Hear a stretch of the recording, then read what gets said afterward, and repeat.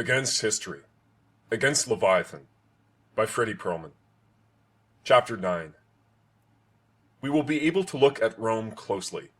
It will be an extremely well-documented Leviathan, because it is enamored with its own history. We will be able to ask if Latin tribes really did step out of the darkness of the Eurasian steppes into the light of Mediterranean civilization, because the productive forces were ripe and waiting for them. If the barbarians stormed the gates of civilization because they were eager to take on the refinements and enjoy the amenities of the higher stage. In the case of Rome, we will not have to speculate. The story is set down and preserved. Only the beginnings are shadowy. The Romans say they are descended from twins, suckled by a wolf. They share this myth with the Turks, so it may be that one group borrowed its origin myth from the other, or that a section of a once single people changed its language but retained its origin myth. In any case, a totem animal is important to Rome's past, and a wolf at that. We first see the Romans camped on the outskirts of Etruria. The Etruscans, we may remember, are Phoenicia's clients. They are the Greeks of Italy. The Etruscans are octopus-like. The Greeks call Etruscans pirates, which means merchants whose competition the Greeks don't want. The Etruscans have fleets of ships, like the Greeks and Phoenicians. They have cities with temples and shrines, like the Sumerians. The Latins are to the Etruscans what the Mushki were to the Assyrians, and the Scythians to the Greeks. The Latin language, in fact, is of the same family as that of the Mushki and Scythians, and it seems likely that these people were close kin in a not too distant past, and that woman and earth deities were as important to them as they remain among other kindred people called Samaritans. Etruscan merchants, in order to placate and please their gods, exploit not only overseas victims, but also those in their hinterland, namely Samnians, Sabines, and Latins. The exploited tribes form a league to defend themselves from the exploiters. The Etruscans try to pacify or exterminate the federated resistors, but like Phoenicians and Greeks, Etruscans are not overly strong in land. They are an octopus. Their strength is in the holds of their ships. The federated tribes of Latins, Sabines, and Samnians do not aspire to install themselves in the mercantile establishments of the Etruscans. On the contrary, they fight to eradicate Etruscan civilization from the Italian peninsula. They are animated by revulsion towards the fleshpots, not by admiration. They war against Etruria for 4 generations. The fighters' goals and souls are maimed by the long war. Yet even then the former outsiders do not rush to become what the Etruscans were. They let the Etruscan commercial empire sink into the sea. They let the ships rot. Romans will still be shy of ships when they themselves set out to sea many generations later.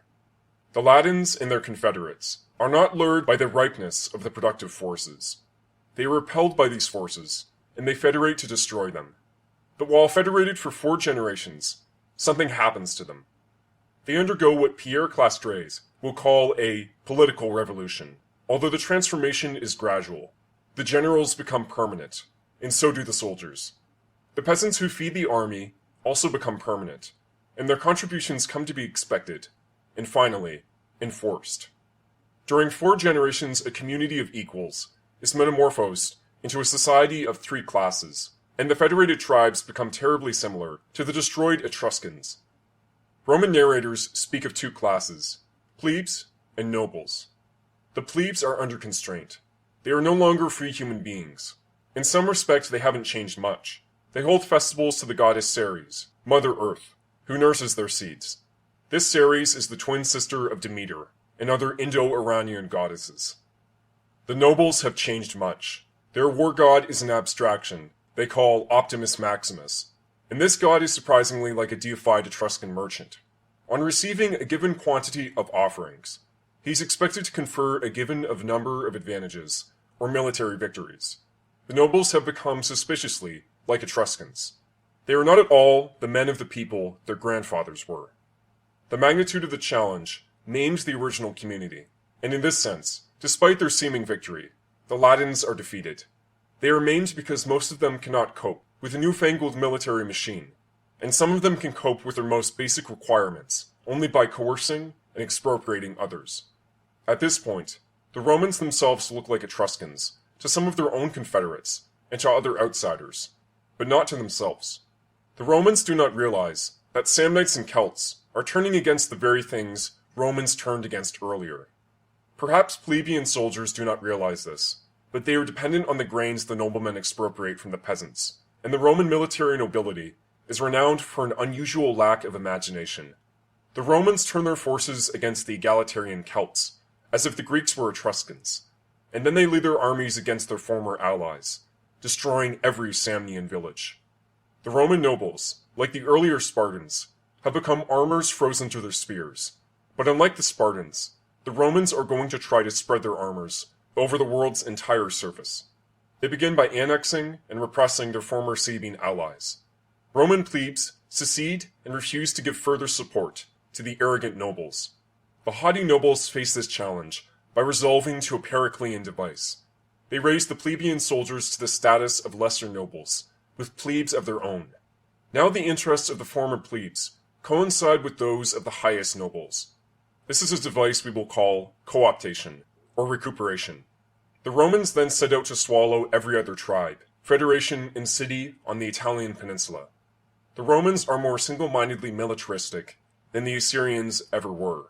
Rome not only has a powerful army, Rome is a powerful army, and it is nothing else. Romans call their city a res publica, a public thing. They know it is a thing, a made thing, an artifice, long before Hobbes will announce his discovery. Roman soldiers die in battles, but the public thing marches from victory to victory. It does not die. It cannot die. It is a Leviathan. The Romans have become civilized. But oddly, their revulsion, their hatred toward civilization, continues to animate them, even now. They help Syracusans expel Carthaginians from Sicily, for in the Carthaginians they recognized the Phoenician traits they had hated in the Etruscans. The Romans defend Syracuse by absorbing it, and they turn all of Sicily into a Roman province. Then the Romans turn against the Greek cities on the Italian peninsula. They destroy these cities with the ferocity they've shown towards civilized Etruscans and Carthaginians. Unlike the Assyrians and Persians, the Romans are not satisfied to ruin cities by exacting tribute. The Romans raze the Greek cities to the ground, confiscate the land, enslave the inhabitants, recruit the Greek peasants into their army. Themselves encased in a Leviathan shaped like a worm, the Romans still can't stand a Leviathan shaped like an octopus, and they never will. They continue warring against the ogre their ancestors considered civilization, the Etruscan city-state. In this sense, the entire rise of Rome is an unceasing war against civilization. The Greek parts of Italy are literally extirpated by the Roman army. The land itself is carved up into immense estates, which are given to lesser nobles and plebes. The former Greek lands are named latifundia, and are worked by gangs of chained slaves. This strange combination of a grotesque Leviathan with a fierce hatred of Leviathanic accomplishments is not unique to Rome, even among documented cases.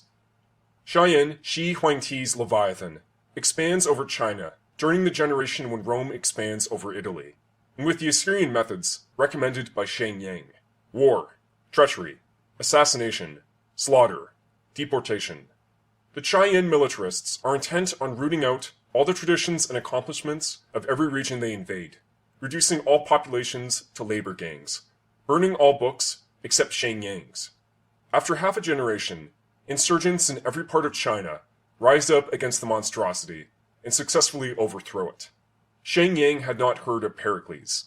His writings did not include the precept that potential insurgents can be turned into impassioned collaborators when they are given latifundia. During this same generation, great Alexander's armored heirs, Antiochus and Seleucus, marched their armies from Egypt to the borders of China, trying to reduce populations to a similar misery.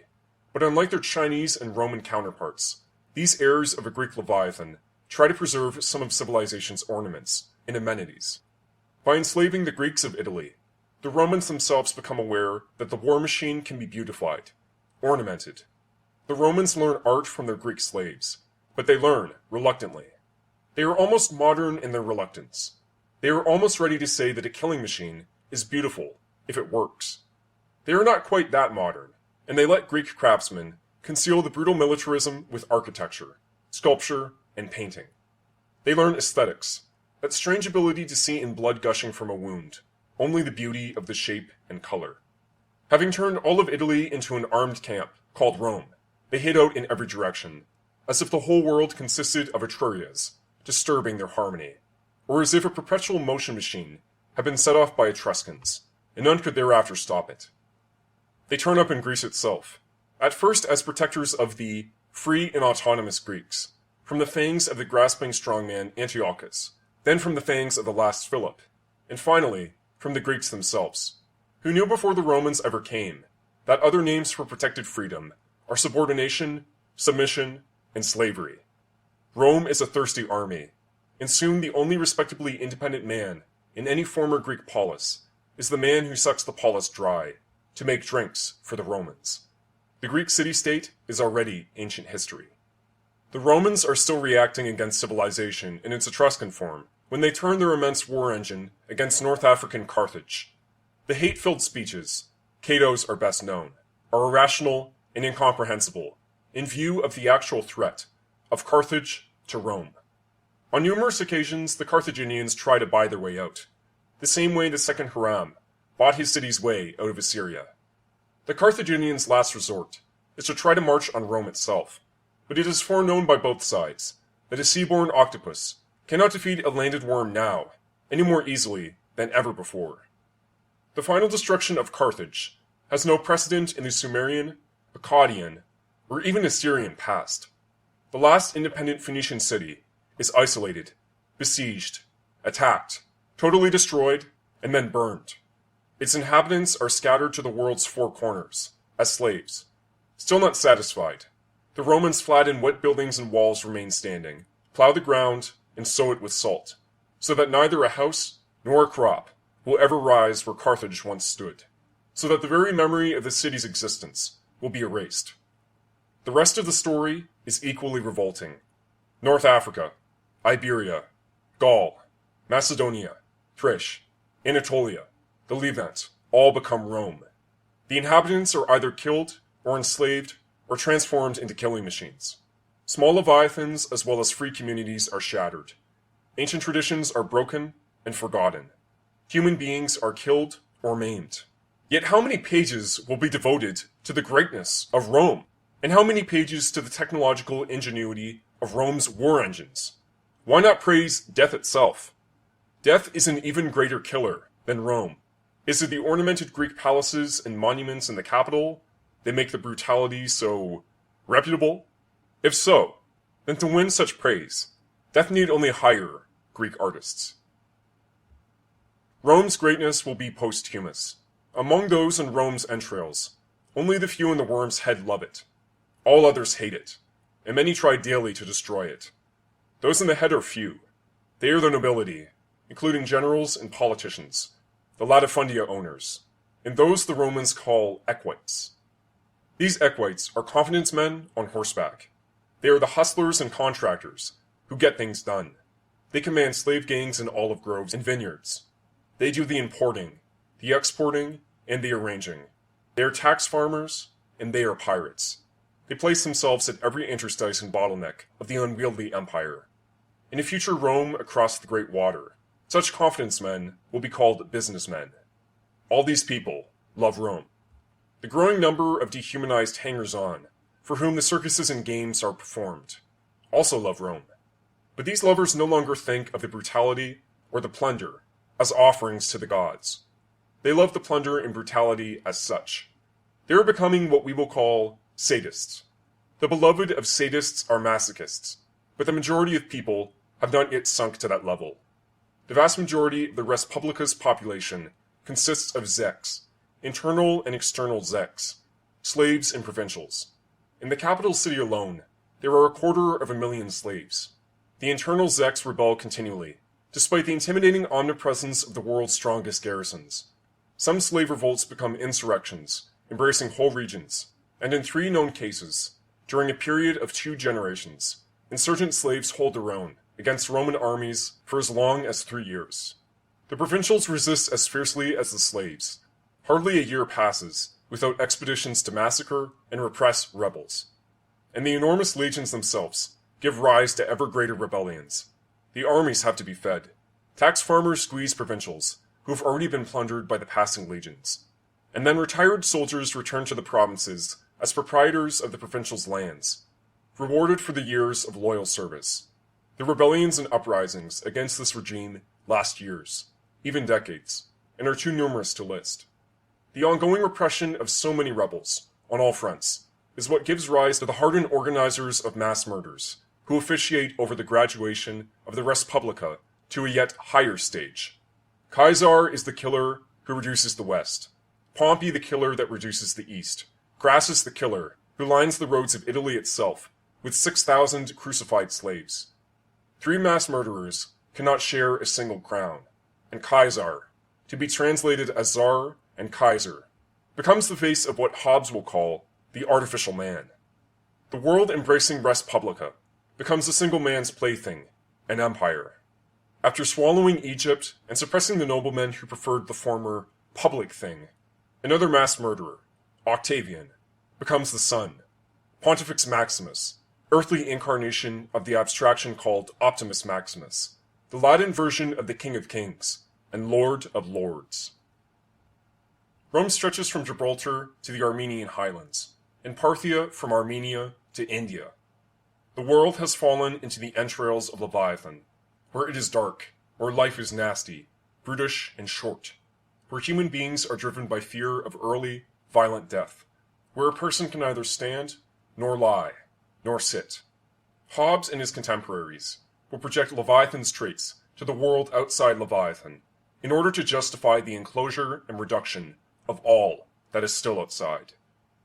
To the Zex of Rome and Parthia, the day when Octavian Augustus becomes the sun is even darker than the day when Darius became Ahura Mazda. No living being can draw warmth from such a sun. Already in the days of the Chaldeans' Neo-Babylonian Empire, and even earlier, there was a movement abroad to cleanse the world with fire, to burn down the light-obstructing Leviathan. Now, in the days of Pontifex Maximus Octavian, there is an even greater movement, both abroad and at home. What Turner calls the crisis cult is only one among many parts of this movement. Unfortunately for humanity and for nature, the crisis cult that will eventually father the Western spirit takes root in a dark corner, where light is expected to shine forth from Optimus Maximus, from the lightless abstraction of Leviathan itself. The crisis cult does not spring out of the air, but out of the attempts of human beings to disencumber themselves of the integument that dehydrates them. And it is not a cult. It is a living way that becomes a cult, only when it is re-encased in the artifice's integument. There are some notable continuities from the time of Chaldeans to the time of the imperial Romans. In China, the Tao Te Ching, the way that recognizes the Leviathan as an obstacle, and nothing but an obstacle to well-being, inspires people to drop out of all of the highly organized activities offered by the state. The Chinese dropouts may have been influenced by post-Periclean Greeks, since some of their bas-reliefs are said to be similar to those done by Greeks in neighboring Bactria, and some of their bronzes are said to be identical to those of Scythians. But in China, there is no movement of mass withdrawal. Not quite yet. West of China, there seems to be some continuity between the state burners of earlier and later days. Apparently, Darius's waving of the candle did not altogether extinguish the light. There is a fascinating clue in the Holy Scripture themselves. It seems to have gotten there because of someone's oversight. Such oversights are not uncommon in the book. We've already seen that the words of a certain Isaiah, who hailed Persian Cyrus as the Messiah, got into a chapter named after a different Isaiah, who lived several generations before Cyrus. The scribes had a lot of material, and they had to put edifying visions and formulations into one or another of the chapters. When they got tired, they apparently failed to make sure the material came from attested and certified Mosaic sources. One such fragment got into the chapter on Daniel. The man Daniel is said to have been an Israelite who lived in exile among the Chaldeans of Babylon. Interspersed with this Daniel is a shadowy character who lives much later, probably in the days of Rome and Parthia, who speaks the language not of Moses, but of Zarathustra, and who looks for the coming, not of Yahweh, but of Ahura Mazda. The man speaks of a Zarathustrian sequence of ages, which are empires, and he visualizes the empires as Leviathans. And 4 great beasts came up from the sea, diverse one from another, was like a lion, and had eagle's wings. I beheld till the wings thereof were plucked off. And behold another man, a second, like to a bear, and it raised up itself on one side, and it had 3 ribs in its mouth between its teeth, and was said thus unto it, Arise, devour much flesh. After this I beheld, and lo another, like a leopard, which had upon the sides of it 4 wings of a fowl. The beast had also 4 heads, and dominion was given to it. After this I saw in the night visions, and behold the 4th beast, dreadful and terrible, and strong exceedingly, and it had great iron teeth.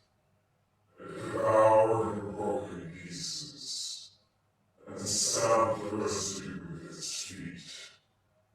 And it was diverse from all the beasts that were before it, and it had 10 horns.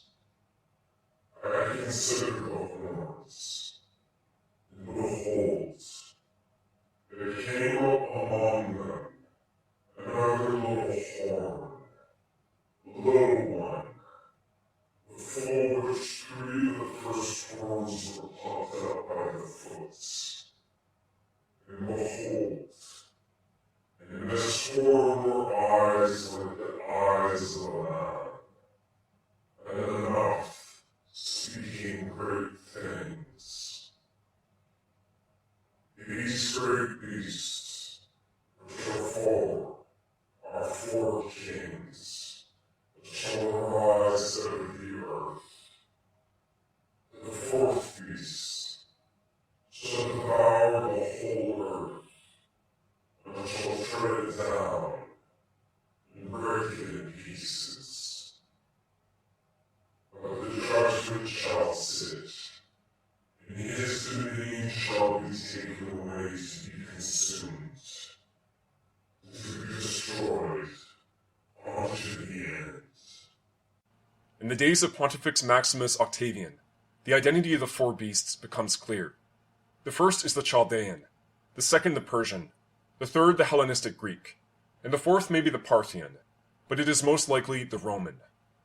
And after the 4th there are no more. The sequence ends. The 4th breaks the world into pieces, and is itself broken. After the 4th beast there is light, the light of Ahura Mazda. The agency that overturns the 4th beast is supernatural, but this does not exclude human participation. The most spirited revolutionaries are those who think the gods are fighting alongside them. Dreams are the stuff the world is made of, and such dreams are self-fulfilling prophecies. In the midst of the hell that Rome is made of earth, it will not be long before someone comes and announces, I come to cast fire upon the earth. This one means the earth that is Rome, the 4th beast, the last. He comes to announce the end of his story. Rome does burn, but stirring its ashes, lo and behold another lurking beast, a 5th, with lion body and head of a man, a beast that shared the Firebringer's cradle, a church.